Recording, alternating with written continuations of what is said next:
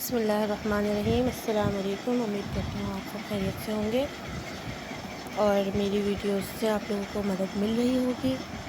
تو آج ہم کریں گے بچوں کے نشو و نما اور خاندانی زندگی کا پرچہ 2014 کا پرچہ حل۔ اب یہ جو ہے آبجیکٹیو پیپر ہے، آپ لوگ ویڈیو کو سٹاپ کر کے اس کو جو ہے نوٹ کر لیں، ٹھیک ہے۔ اب ہم سبجیکٹیو پیپر کی طرف جا رہے ہیں۔ یہ سبجیکٹیو پیپر ہے، اس کے تمام سوال جواب ہیں، آپ ان کو نوٹ کر لیں، پھر میں ہم کاپی کے پیج پہ جائیں گے۔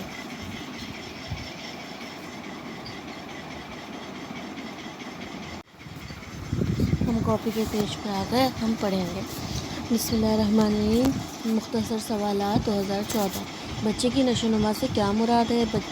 جواب: بچے کی زندگی کی ابتدائی چند سالوں میں دماغ اور جسم تیز رفتار شرح سے بڑھتے ہیں اور ترقی کرتے ہیں۔ بچہ مکمل طور پہ منحصر شیر خوار سے ایک آزاد نوجوان ہونے لگتا ہے جو سوچنے، ڈھکنے اور مسئلوں کو حل کرنے اور مسائل کو حل کرنے کے قابل ہو جاتا ہے۔ آپ کے بچے جینیات کرنے کے بنیادی طریقوں کا اہل ہو جاتا ہے، اگرچہ ماحول، صلاحیتوں اور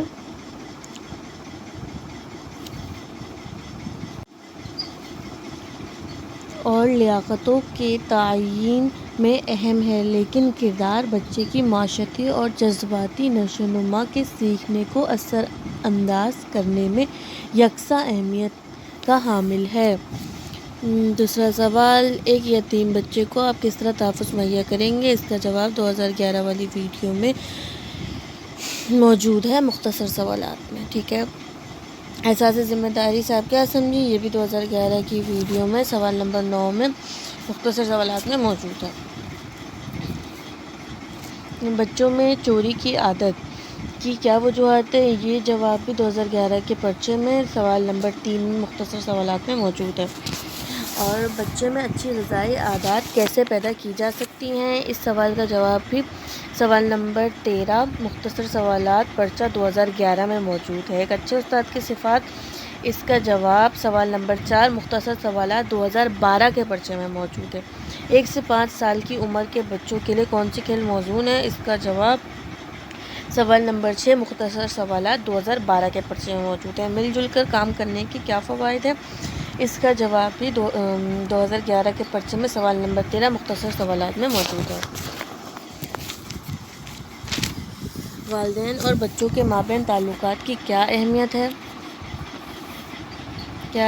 ہے؟ اس کا جواب جو ہے وہ بھی 2012 کے پرچے میں مختصر سوالات سوال نمبر 5 میں موجود ہے۔ ثقافت سے کیا مراد ہے؟ اس کا جواب بھی سوال نمبر 5 مختصر سوالات 2011 کے پرچے میں موجود ہے۔ کھیلوں کی تعریف کیجیے، اس کا جواب بھی سوال نمبر 4 مختصر سوالات 2011 کے پرچے میں موجود ہے۔ والدین اپنے بچوں سے کیا توقعات رکھتے ہیں؟ اس کا جواب سوال نمبر 7 مختصر سوالات 2011 کے پرچے میں موجود ہے۔ ایک چھوٹے کنبے کے کیا فوائد ہیں؟ اس کا جواب اس کا جواب بھی سوال نمبر 12 مختصر سوالات 2011 کے پرچے میں موجود ہے۔